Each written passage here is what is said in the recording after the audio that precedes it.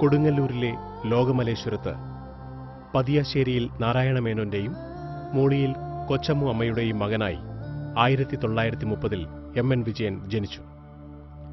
നിയമപഠനവും മലയാള സാഹിത്യത്തിൽ എം.എയും കഴിഞ്ഞ ശേഷം 1952 മുതൽ Madurasi new college, Thiruvananthapuram university college, Thalassery Brennen college എന്നിവിടങ്ങളിൽ പ്രൊഫസർ എം.എൻ. വിജയൻ മലയാളം അധ്യാപകനായി സേവനമനുഷ്ഠിച്ചു. നേരിന്റെയും പ്രത്യയശാസ്ത്രത്തിന്റെയും തീക്കാറ്റ് പടർത്തുന്ന 14ഓളം സാഹിത്യകൃതികൾ വിജയൻ മാഷ് മലയാളത്തിനായി സമർപ്പിച്ചിട്ടുണ്ട്. 2005 രാജി ഒരു രാഷ്ട്രീയ പ്രവർത്തനമാണെന്ന സന്ദേശത്തോടെ പുരോഗമന കലാസാഹിത്യ സംഘത്തിന്റെ അധ്യക്ഷസ്ഥാനവും ദേശാഭിമാനി പത്രാധിപ സ്ഥാനവും രാജിവെച്ച വിജയൻ മാഷ് കേരളത്തിന്റെ സാംസ്കാരിക രംഗത്ത് സജീവ സാന്നിധ്യമറിയിക്കുന്നു.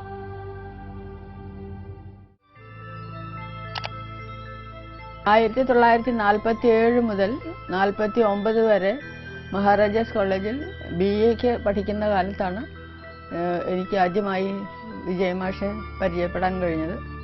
അന്ന് ഞങ്ങൾ ക്ലാസ്സിൽ ആകെ 6 പേര് ആയിരുന്നു. 3 പെൺകുട്ടികളും 3 ആൺകുട്ടികളും. നമ്മുടെ ഒരു അധ്യാപകൻ പ്രൊഫസർ CL ആന്റണി ഒരിക്കലും എന്നോട് പറഞ്ഞൊരു കാര്യമാണ്. അദ്ദേഹം പറഞ്ഞത്, വിജയൻ ഒരു കാര്യം അറിയാമായിരിക്കാം, പക്ഷേ ലീലാവതിക്ക് എല്ലാ കാര്യങ്ങളെക്കുറിച്ചും ഉപസ്ഥിതിയുണ്ട് എന്നാണ്.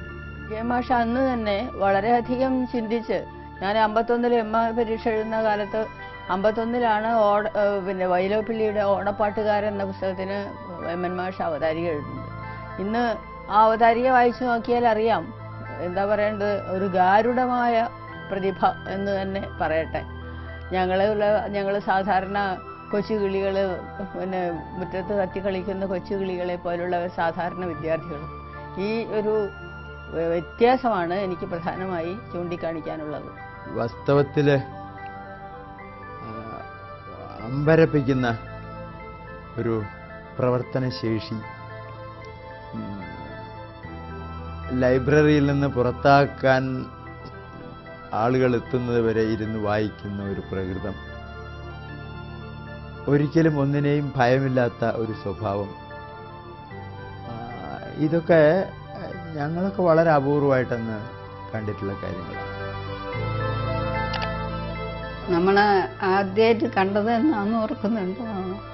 57 വർഷം മുമ്പ് ഒരു ഓഗസ്റ്റ് മാസത്തിൽ ഇന്റർമീഡിയറ്റിന് ഫസ്റ്റ് ഇയർ പഠിക്കുമ്പോൾ നാട്ടിലേക്ക് പോണ വഴി എറണാകുളം സൗത്ത് സ്റ്റേഷനിൽ വെച്ച് തീവണ്ടിയിൽ വെച്ച് കണ്ടത്. എൻ്റെ സഹോദരൻ്റെ ഉറ്റ സുഹൃത്തായിരുന്നു. അവർ സ്റ്റേഷനിൽ വന്നിരുന്നു. അങ്ങനെ കണ്ടതാ ആദ്യമായിട്ട്. വിവാഹം മുഹൂർത്തം തെറ്റിച്ച സന്ദർഭം ഞാൻ ഓർക്കാണ്. എനിക്ക് വിവാഹം മുഹൂർത്തം തെറ്റിക്കണം എന്നുണ്ടായിരുന്നു, മോതിരം കയ്യിൽ പാകമാകരുത് എന്നുണ്ടായിരുന്നു. ഇതൊക്കെ നടന്നെങ്കിലും അതിനേക്കാൾ വലിയ ദുർഘടങ്ങളുണ്ടായിരുന്നു. എൻ്റെ അമ്മ കയറിയ കാറടക്കം മറിഞ്ഞുപോയി എന്നുള്ളതാണ്. ഒരു വിവാഹത്തിനുണ്ടാകാൻ നമ്മൾ ആഗ്രഹിക്കാത്ത എല്ലാ ദുശകനങ്ങളോടും കൂടി വിവാഹം നടക്കുകയും, അതുകൊണ്ട് ശകുനങ്ങൾക്ക് ഒരു പ്രാധാന്യവുമില്ല എന്ന് എനിക്ക് പിന്നീട് എൻ്റെ ജീവിതങ്ങൾ ബോധ്യം വരികയും ചെയ്തിട്ടുണ്ട്. അത് ഒരു വാസ്തവത്തിൽ സോളിഡ് പ്രൂഫാണ്. 39 വർഷം നമ്മൾ കണ്ണൂർ ജീവിച്ചല്ലോ. അതിന് പോരുന്ന സമയത്ത് വലിയ വിഷമായിരുന്നു. നമുക്ക് മാത്രമല്ല എല്ലാവർക്കും വിഷമമുണ്ടായിരുന്നു. ഇപ്പോഴുണ്ട്. പക്ഷേ വീട് ആവശ്യമുള്ളപ്പോൾ ഒഴിഞ്ഞു കൊടുക്കാന്ന് പറഞ്ഞുകൊണ്ട് ഞങ്ങൾ വന്നിട്ട് ഇതേപ്പോൾ കൃത്യം 8 കൊല്ലമായി. ഇപ്പോഴും വീട് കണ്ണൂർ തന്നെയാണെന്നാണ് എൻ്റെ അത്. ഇവിടെ എന്തിനോ താമസിക്കുന്ന ഒരു തോന്നൽ മാത്രമേ ഉള്ളൂ. നാട്ടിലേക്ക് നാട് കടത്തപ്പെട്ട ഒരാളുടെ അനുഭവമാണ് വാസ്തവത്തിൽ നമുക്ക് ഉണ്ടാകുന്നത്.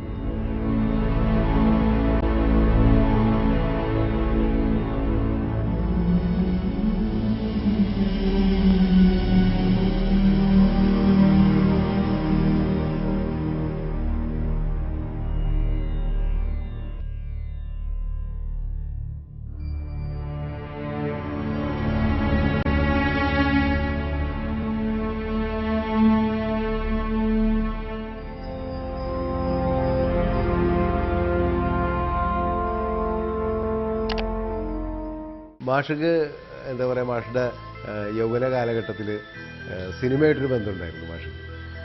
അത് പിന്നീട് ഞാൻ മാഷായിട്ട് ഒരുപാട് തവണ സംസാരിച്ചിട്ടുണ്ട്. മാഷ് എന്നോട് വളരെ വിശദമായിട്ട് അതിനെക്കുറിച്ച് പറഞ്ഞിട്ടുണ്ട് അല്ലേ. പ്രത്യേകിച്ചും മാഷിൻ്റെ അമ്മാവൻ ഫ്രണ്ട് രാമസ്വാമി എന്ന് പറഞ്ഞിട്ട് പഴയ തമിഴ് ആക്ടർ, അദ്ദേഹം കൊടുങ്ങല്ലൂർക്കാരൻ തന്നെയാണ്. പലർക്കും നാട്ടുകാർക്കൊന്നും അറിയില്ല, കൂടുതൽ പേർക്ക് അറിയില്ല. ശരിക്കും പറഞ്ഞെങ്കിൽ ഇങ്ങനെ ഒരു പ്രതിഭാതന്നെ ഒരു ആക്ടറായിരുന്നു അദ്ദേഹം. മാഷിൻ്റെ അമ്മാവനാണ്. അതിനോടൊപ്പം തന്നെ മാഷ് ഫോട്ടോഗ്രാഫിയിലുള്ള കമ്പം, അന്ന് ബ്ലാക്ക് ആൻഡ് വൈറ്റ് ഫോട്ടോഗ്രാഫി, പ്രത്യേകിച്ച് സ്റ്റിൽ ഫോട്ടോഗ്രാഫിയിൽ മാഷ് വളരെ താല്പര്യം കാണിച്ചിരുന്നു. മാഷിക്ക് ഇങ്ങനെ ഒരു ഭൂതകാലം ഉണ്ടായിരുന്നു. എനിക്കൊന്നും മാഷ് സിനിമയിൽ അഭിനയിക്കാൻ വേണ്ടി നടന്നിട്ടുണ്ടെന്ന് തോന്നുന്നത്. അങ്ങനെയൊക്കെ കേട്ടിട്ടുണ്ട് ഞാൻ. എനിക്ക് വ്യക്തമായിട്ടറിയില്ല, മാഷിക്ക് അതിനെക്കുറിച്ച് കൂടുതൽ പറയാൻ പറ്റുമല്ലോ. സന്യാസിമാരുടെ കൂടെ നടന്നിട്ട് ഞാൻ ഒരിക്കലും സന്യാസിയാകണമെന്ന് ആഗ്രഹിച്ചിട്ടില്ല. സിനിമക്കാരുടെ ഗർത്തങ്ങളിൽ ജീവിച്ചിട്ടുണ്ട്, പക്ഷെ ഒരിക്കലും സിനിമയിൽ അഭിനയിക്കണമെന്ന് ആഗ്രഹിച്ചിട്ടില്ല. അത് ശരിയാ, അതാണ് വാസ്തവം. എന്തുകൊണ്ടാണ് അത്തരത്തിലുള്ളൊരു അലൂഫ്നെസ് ഉണ്ടായിരുന്നു. പക്ഷെ ഒരുപാട്, ഒരു വശത്ത് ശിവാജി ഗണേശൻ താമസിക്കുക, മറുവശത്ത് നൂറുകണക്കിന് ചിത്രങ്ങൾ അഭിനയിച്ചിട്ട് NS കൃഷ്ണനും TA മധുരവും താമസിക്കുക, ജമിനി ഗണേശനും മറ്റും അവിടെ കൂടെ വന്നു പോവുക. ഞാൻ ഓർക്കുന്നത്, ഞാൻ വണ്ടിച്ചെക്ക് എന്താണെന്ന് അറിയുന്നത് ഞാൻ അക്കാലത്താണ്. കാരണം ഞങ്ങൾക്ക് എൻ്റെ മാമന് കിട്ടിയ ഒരു വണ്ടിച്ചെക്ക് കൊണ്ടുപോയിട്ട് തിരിച്ചു കൊണ്ടുവരേണ്ടി വന്നു. അപ്പോൾ ജീവിതത്തിലൊരു വളരെ വ്യത്യസ്തമായൊരു സെഗ്മെൻ്റായിരുന്നു മദിരാശി ജീവിതം. അപരിചിതമായതെല്ലാം പരിചിതമായി തീരുന്ന ഒരു അനുഭവം. നമ്മളെന്നും കാണുന്നതാണെങ്കിൽ പോലും ഇങ്ങനെ ഒരു സംഭാഷണം, ഇങ്ങനെ ഒരു കണ്ടുമുട്ടൽ വളരെയധികം സന്തോഷമുള്ള കാര്യം. അന്ന് പുതിയ PSC അഡ്വർടൈസ്മെൻറ്റ് വന്നതോട് കൂടിയിട്ട് എൻ്റെ ലിസ്റ്റിലെ അടുത്ത നമ്പറായിട്ടും എനിക്ക് കിട്ടാത്തൊരവസ്ഥ വന്നു. ഞാൻ മാഷെടുത്ത് ഓടി വന്നു. അത് കഴിഞ്ഞപ്പോൾ മാഷ് എന്നെ കെട്ടിപ്പിടിച്ചിട്ട് പറഞ്ഞു, നമ്മളിങ്ങനെ തോൽപ്പിച്ചുകൊണ്ടിരിക്കുന്ന ആളുകളുടെ മുമ്പിൽ തോറ്റു കൊടുത്തുകൊണ്ടിരിക്കുമ്പോൾ തോൽവി തന്നെ ഉണ്ടാവുള്ളൂ. അതുകൊണ്ട് അത് മാറ്റിയെടുക്കേണ്ട സമയമായിട്ടുണ്ട്. ഞങ്ങൾ കുട്ടികൾക്കൊക്കെ മാഷ് ഒരലക്ക് കല്ലായിട്ട് നിന്നിട്ടുണ്ട്. കല്ലിന് വേദനയായോ എന്ന് എനിക്കറിയില്ല കേട്ടോ. സത്യത്തിൽ ഞങ്ങൾക്കൊക്കെ മനസ്സ് വെളുത്തിട്ടുണ്ട്. ഞങ്ങൾക്കൊക്കെ കിട്ടാവുന്നത്ര ഉയരങ്ങൾ കിട്ടിയിട്ടുണ്ട്. അപ്പോൾ പിന്നെ എനിക്കുള്ള സംശയം, ഇത്രയൊക്കെ ആയിക്കഴിഞ്ഞിട്ടും മാഷ് എങ്ങനെയാണ് തലശ്ശേരി വിട്ട് കൊടുങ്ങല്ലൂരിലേക്ക് പോയത്? ഞാൻ പോയതല്ല. ഞാൻ എൻ്റെ താല്പര്യങ്ങൾ പോലെ തന്നെ ആ വീട്ടിൻ്റെ ഉടമയ്ക്കും താല്പര്യങ്ങളുണ്ടെന്നും തൻ്റെ മകൾക്ക് ഗിഫ്റ്റായിട്ട് കൊടുക്കുന്ന ആ വീട്ടിൽ പിന്നെ ഞാൻ നിൽക്കുന്നത് ഒരു വിവാഹം മുടക്കലാണ് എന്നും തോന്നിയത് കൊണ്ടാണ് ഞാൻ ഇറങ്ങിപ്പോയത്. പിന്നീട് അവിടെ